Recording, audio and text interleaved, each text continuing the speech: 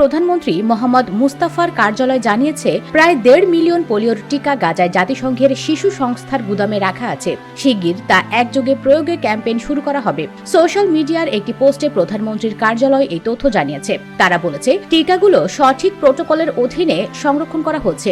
দ্রুত ক্যাম্পেইন শুরু করতে তারা চেষ্টা চালিয়ে যাচ্ছেন। গাজায় নবজাতক থেকে 10 বছর বয়সী 95% শিশু এই মারাত্মক রোগের ঝুঁকিতে আছে। তাদের সুরক্ষা নিশ্চিত করতে আরও 4 লাখ টিকা সংগ্রহের প্রচেষ্টা চলছে। ইসরায়েলের হামলায় বিধ্বস্ত উপত্যকাটির পয়ঃনিষ্কাশন এবং বর্জ্যের পানিতে চলতি মাসে পোলিও ভাইরাসের নমুনা শনাক্তের পর শিশুদের টিকা দেওয়ার জন্য যুদ্ধে বিরতি দেওয়ার আহ্বান জানিয়েছে জাতিসংঘ।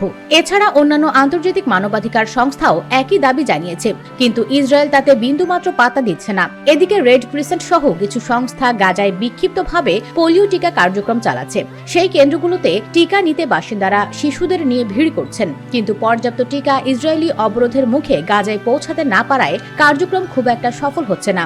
ইসরায়েলের এ ধরনের কার্যক্রমের বিরোধিতা করে আসছে আন্তর্জাতিক বিভিন্ন মানবাধিকার সংগঠন। বুধবার 28 আগস্ট আল জাজিরার এক প্রতিবেদনে বলা হয়, গাজায় পোলিও ছড়ানোর ব্যাপারে ইসরায়েলকে সতর্ক করেছে হিউম্যান রাইটস ওয়াচ। তারা মনে করছে, নেতানিয়াহুর বাহিনীর বাধা উপত্যকায় দ্রুত পোলিও ব্যাপক হারে ছড়িয়ে পড়তে পারে। হিউম্যান রাইটস ওয়াচ বলেছে, ইসরায়েলি সামরিক বাহিনী গাজায় ত্রাণ সহায়তা বিতরণে বাধা প্রদান, স্বাস্থ্যসেবা অবকাঠামোতে আক্রমণ এবং পানি সরবরাহের ক্ষতি করছে।